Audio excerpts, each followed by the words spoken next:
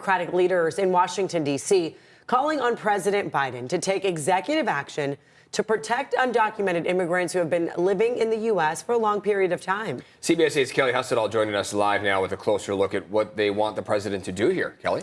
That's right, and this was all announced at a news conference in D.C. a short time ago. Now, they want the president to use his executive powers to basically streamline a pathway to U.S. citizenship for undocumented immigrants who have been living here for decades. They want him to do the same for undocumented spouses of U.S. citizens as well as family caregivers. So here's some of what we heard this morning.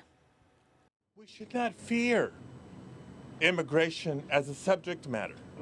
We should lean into it, because we recognize the value that all immigrants, including undocumented immigrants like dreamers, like farm workers, and immigrant essential workers bring to communities and bring to our country each and every day.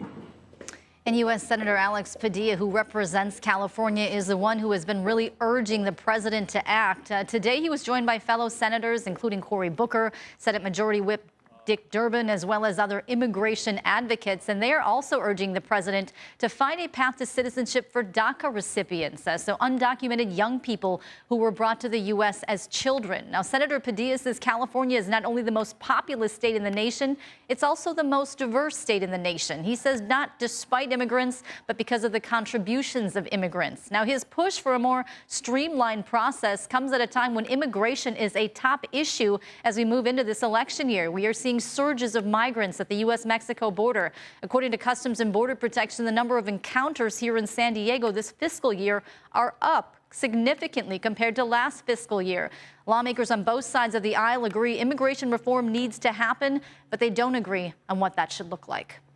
Because of Congress's inaction, millions of families with undocumented loved ones continue to face uncertainty each and every day. And this is wrong. And even if President Biden were to take executive action on this issue, it's unclear if it will have a true impact. Homeland Security Secretary Alejandro Mayorkas pointed out recently that executive action on this issue has often ended up tied up in court. So executive action without legislation potentially could go nowhere.